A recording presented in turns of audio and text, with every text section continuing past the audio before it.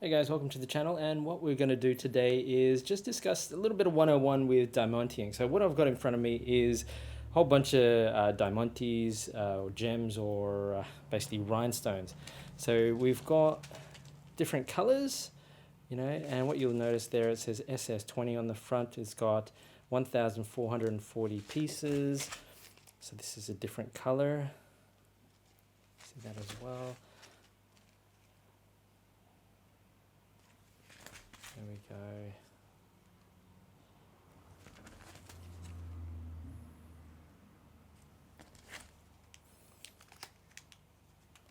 Okay, so let's have a quick chat about these diamantes and what they are and what the differences are. So when we have a quick look at them, I guess if we take these out of the equation and look at a little bit of these more, what you'll see is one of them says SS30 on them, the other one says SS20 on them. So the differences is the actual size itself. So what you'll actually see is how big the SS30s are compared to the SS20s. Now they do come in different sizes as well. There I do have a pack of SS16s in there, which you'll see. In terms of comparison, SS20s, so the higher the number goes, the bigger they actually get. So these are what we consider just normal flatback. So you can see from the back, there's that little sort of shiny silver back. And basically these are what we call hotfixes. So the difference between hotfix and flatback crystals is that basically the flatback, so if I take one of these out,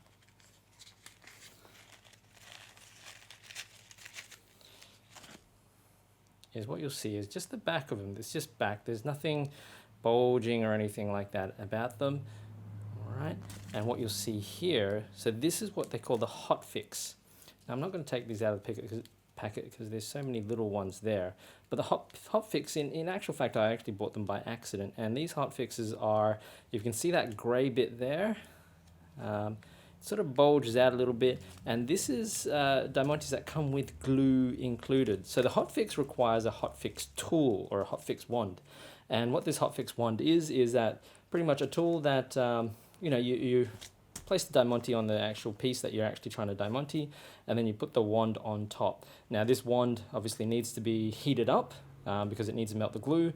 So you heat it up for about 3 minutes, and then every time you put a diamante on a piece of costume or a piece of fabric, you're going to have to press it on there for about 5 to 10 seconds just to wait for it to melt the actual glue on the back of these hotfix. So I generally don't buy hotfixes. I'll buy these flatbacks, which means that just pretty much go straight on with the glue itself. Now something else that you need to actually have a quick look at is when you actually do order the actual diamantes, you can get them in crystal and crystal AB. So crystal is generally said as crystal clear. So it's in terms of its obviously the top of it is completely transparent, and obviously on the actual ABs, which stands for Aurora Borealis, which actually gives it, so these are the ABs, and you can sort of see a bit of the coating on there. They are clear, but they are AB.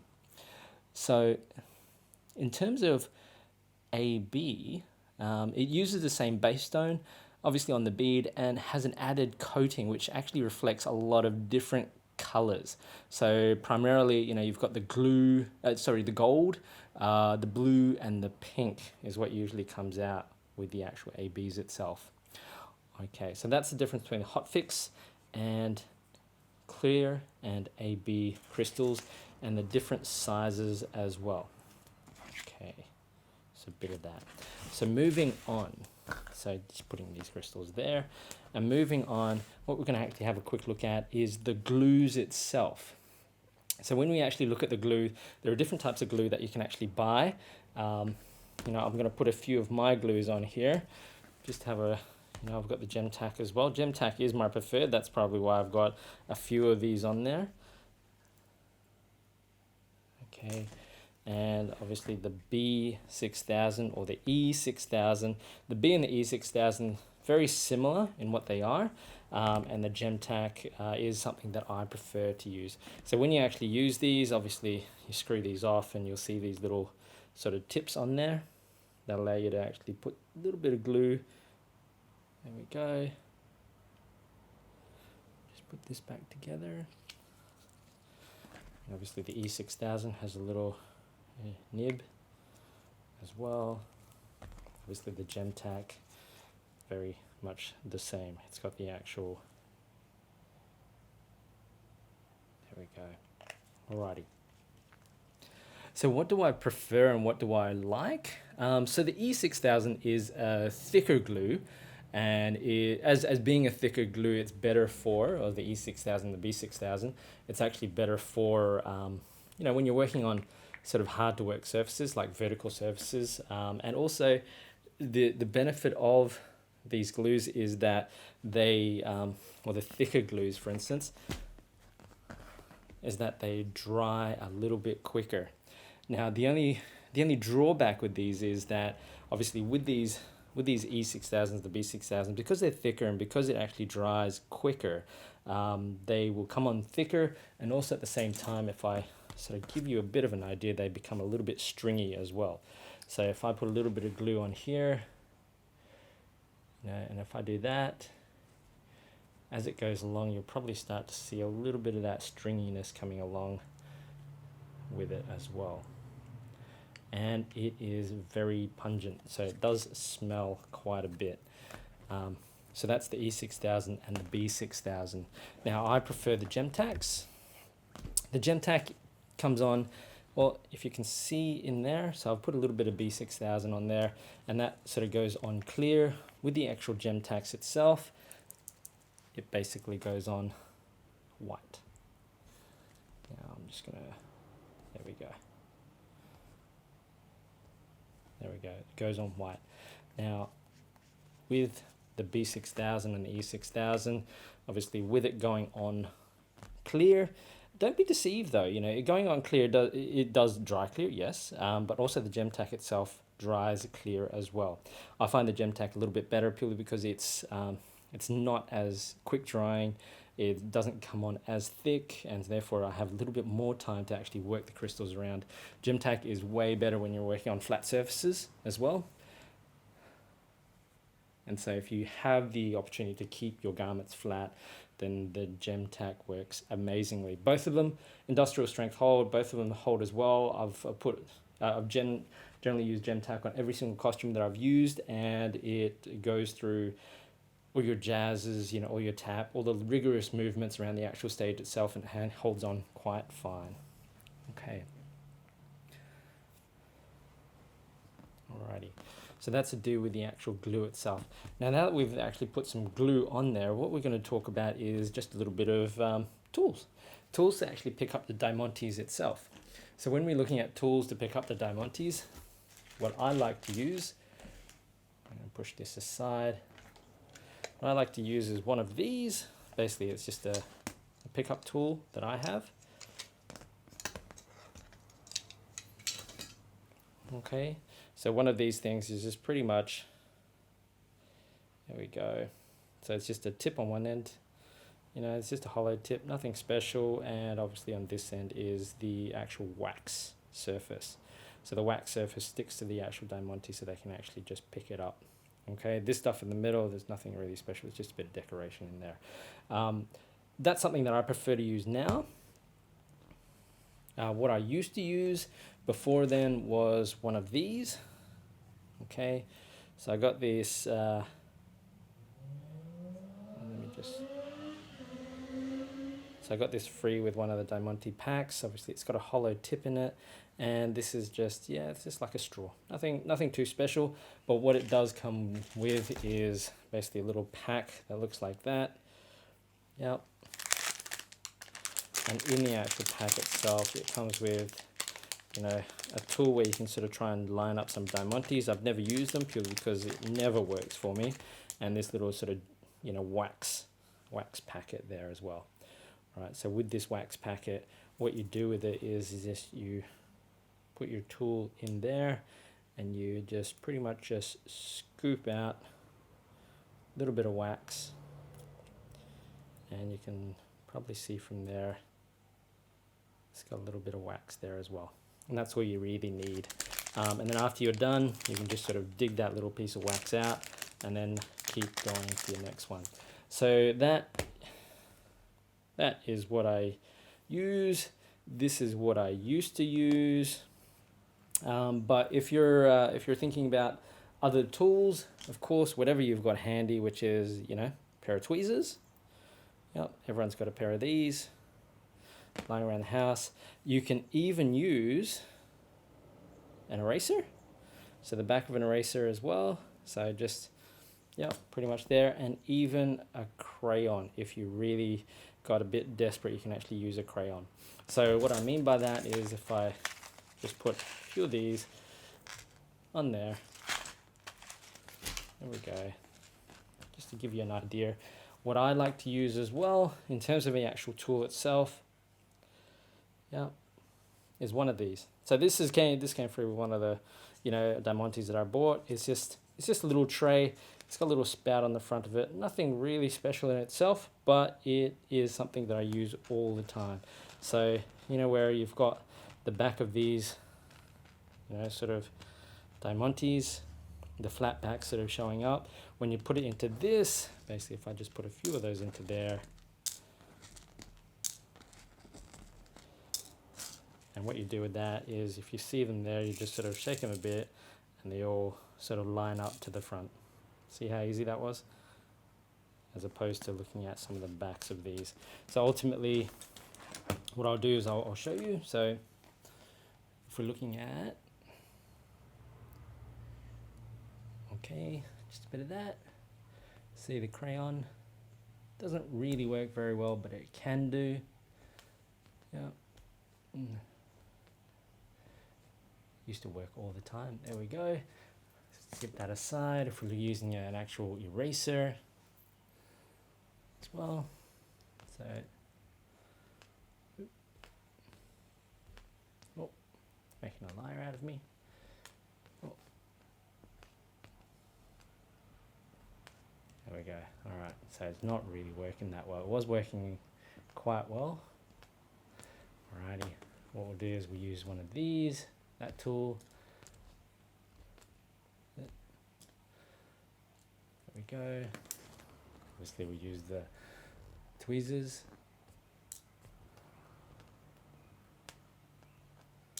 As well. And obviously once we get to these, so I can sort of use that and just pick these up. Okay. So you can tell these a little bit more purposeful. They do work better. Obviously the tweezers are there as well, but if you do really get desperate, basically these, you know, crayons and the actual eraser will work fine as well. Okay, there we go. Now with this bit as well, obviously I can pick it up, but also at the same time I can use the other side of it just to sort of, you know, move things around and, you know, sort of see how that goes. Alrighty. So now that we've got some Diamantes, we've got the positioning tool, and now we've got, let's just pretend our costume as well. Alright, so these are from what we did previously. So if you can sort of tell, these have started to get really tacky, but this is still soft, but there is a little bit of tackiness to it. So they are actually drying quite quickly. So it's much of a muchness. I think the actual E6000, B6000s actually dries a little bit quicker. And obviously with that, you're still sort of able to work with it for a little bit longer. So ultimately, what I would do, you know, in terms of actually putting it onto the costume itself, don't do a line. Basically, there we go. Don't do a line, purely because that means that when you do put the Diamantes on there, when you try and stretch the fabric, It's after the actual glue dries, it's going to be quite hard because it's going to stop the actual fabric from stretching. So if you've got it, on the actual edging or the waistbands or things like that, if you put a line on there and you just sort of place them on there, dot, dot, dot, dot, dot, then what'll happen is it'll stop the actual waistline from stretching, and therefore, obviously the dancer who's got to fit into this gets a little less stretch in terms of what they're trying to do when they're dancing. So the easiest way to do it is just pretty much what I usually do. There we go. It's got my Diamantes, and I usually just do a dot. Yep, just about that size. And then I just take in my Diamante and put one there. That's pretty much it. And therefore I can actually position them side by side. Just place them on there, and it is as easy as that. I like to put a little bit of spacing right next to them, purely because what we're trying to do is, actually find some symmetry in there as well, and obviously with the stretch and the flex, and also at the same time, obviously when they're on stage, you want it to shimmer as well. So you want a little bit of that play involved, where the fabric sort of moves around and it's not all one bunch. So you get a little bit more value in terms of trying to get it sorted out.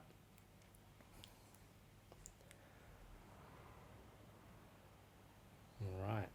So, and that's the way you Diamante. 1 dot per rhinestone, or 1 dot per gem is what you do. Don't line it up like this. And obviously, with the gem tack that I was just using, if you can just see that, it's already dry. But also at the same time, it's dry enough that, well, if I did want to actually try and start moving it around, I can. There we go. But you're trying not to move it too much after you've actually put the glue on, and you'll sort of see, yep, it's ready to go. All right, that's pretty much it. So obviously with some tips and tricks in terms of how you place these Diamantes onto the actual costume itself, or some tips in terms of how you actually do some rhinestoning. What I like to do is I like to actually keep some symmetry in terms of the actual designs itself. So I like to either, if it's got some flowers sort of flowing through or things like that, going up and down, I like to actually follow the curvature of some flowers, maybe put a pink one in the middle of the flower, and obviously around the actual, petals and things like that as well. That's to actually give it some, obviously some sparkle. Obviously, if you've got, a piece of fabric and you're not too sure what to do with it, generally it's round or generally it's straight. You've got the bodice or you've got a skirt or something like that. I like to actually try and create some symmetry. So if I do, start it out with a big stone or something like that and just line it out, divide it into quarters, and then start, doing some symmetry in terms of each quarter itself. And that's how I like to do it. Sometimes, when you have, sort of your mesh skirts and things like that, you're sort of wondering, you want to scatter it everywhere, but you don't want to end up with, 2 in the same area, really bunched up. And then you find out when you look back at it, you've got, these big areas or chunks where there's no Diamantes there at all. And that also, in terms of a tip and a trick as well, when you do start looking at, putting Diamantes on mesh, it's definitely one of these things where it's either mesh or lycra, or like really thin lycra where the glue, may seep through. So you can sort of see there's not really too much seeping through there, but when it sort of dries and compresses, you'll see a little bit of a mark on behind it. I like to actually put a little bit of, just a bit of cardboard or something like that behind there in terms of the mesh, just in case the glue comes through. But also at the same time, maybe you can use some baking powder as well. Anything sort of waxy or anything that, is basically going to not stick to the other side of the costume. You're going to have a costume or a skirt that's been stuck together. Okay. And obviously, at the end of the day, one of the things that you need to realize is once you start out, it doesn't really matter to a larger degree whether your line's not perfectly straight, basically it's not perfectly symmetrical, or whether the glue smudges, because obviously with the glue, it's going to be, it's going to dry clear. If you have this big dollop of glue and you go, oh no, what am I supposed to do with it? It doesn't really matter. At the end of the day, what you're going to really want is the end effect, which is the audience or the judge looking at the dancer on stage, And what they'll see is pretty much the light bouncing off the crystals, and obviously as the dancer, they'll sort of move around the stage as well, and what they'll see is really, the stage presence just pop off the actual screen, or pop off the actual stage itself, so turning ultimately a dance into a performance, and that's what you want.